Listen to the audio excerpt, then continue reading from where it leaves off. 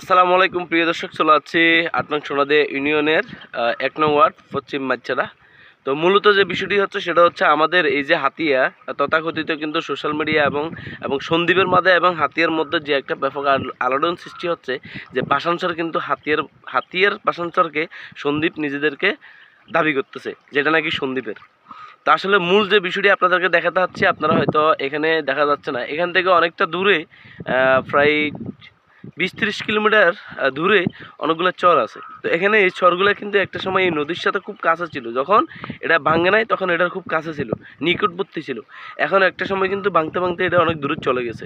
এখন ওখানে যদি মানুষ কিন্তু অলরেডি বসবাস করা শুরু করে দিছে, তো ওখানে বসবাসকৃত মানুষ যদি এখন নিজেদেরকে ওখানে আলাদা দাবি করে, এটা কি হবে কখনো সম্ভব? সম্ভব না। ঠিক আছে, ঠিক একটা সময় ১৯৫৪ সালে বলা যায় এই সন্দ্বীপ হাতিয়ার ছিল। ঠিক আছে, এই সন্দ্বীপটা পুরোপুরি ছিল কার? হাতিয়ার। তাহলে সেখানে এখন সন্দ্বীপ আলাদাভাবে হয়ে এখন সন্দ্বীপ নিজেদেরকে আলাদা দাবি করতেছে।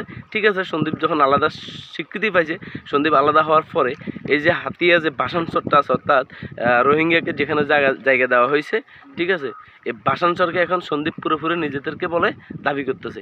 কিন্তু আসলে এই ভাষান্তর সহ এবং এই সন্দ্বীপ সহ পুরোটাই কিন্তু কাজ ছিল হাতিয়ার ছিল। বলা যায় হাতিয়ার অপর প্রান্তে ওইদিকে ২০ কিলোমিটার দূরে, ৩০ কিলোমিটার দূরে অনেকগুলা কি আছে? চর আছে। ঠিক আছে, ওখানে সুবর্ণ চর আছে, বিভিন্ন ধরনের উপজেলা আছে, থানা আছে। এখন হাতিয়া কি পারবে যে ওই দ্বীপগুলো আমাদের, এটা কি দাবি করতে পারবে? কখনো দাবি করতে পারবে না, কারণ অযৌক্তিক দাবি কখনো কি হবে না? পরিপূর্ণ হবে না।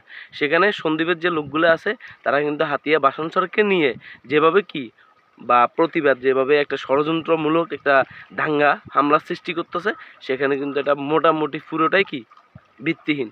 আর এই ভিত্তিহীনতার জন্য সন্দ্বীপকে কিন্তু প্রচুর কিন্তু কি দিতে হবে? ভুলের প্রায়শ্চিত্ত করতে হবে। একটা সময় দেখবেন কেঁচো ঘুরতে গিয়ে কিন্তু সাপ বের হয়ে আসে। এখন আপনারা যেভাবে শুরু করে দিচ্ছেন, শুধু কিন্তু বাসানসর না, পুরো সন্দ্বীপকে কিন্তু কি হাতিয়ার আয়ত্তে দিয়ে দিতে হবে। কারণ আমরা চাই না যে সন্দ্বীপ আমাদের মধ্যে থাকুক, কারণ সন্দ্বীপ আলাদা হয়ে গেছে, আলাদাভাবে থাকুক, সমস্যা নাই। কিন্তু আমাদের ভাষান্তরকে নিয়ে আমাদের হাতিয়ার মাঠের ভূখণ্ডে জেগে ওঠা এই ভাষান্তরকে নিয়ে যদি টানাটানি করা হয়, তাহলে কিন্তু একটা সময় কি আমরা আমাদের সেই পুরনো ঐতিহ্য ১৯৫৪ সালে বঞ্চিত হওয়া সেই সন্দ্বীপকেও কি হাতিয়ার মধ্যে নিয়ে আসার চেষ্টা করব। তাই কেঁচো খুঁড়তে গিয়ে কখনো সাপ বের করবেন না, নিজেরা যেভাবে আছেন সেভাবে থাকুন এবং আমাদেরকেও কি ভালো থাকতে দেন। ঠিক আছে, কোনো দাঙ্গা হামলা বিভিন্ন ধরনের অশান্তি, ঠিক আছে, অরাজনৈতিকতা কোনো দাঙ্গা সৃষ্টি করতে যাতে না হয়, সে ব্যাপারে সচেতন থাকবেন। ধন্যবাদ সবাইকে।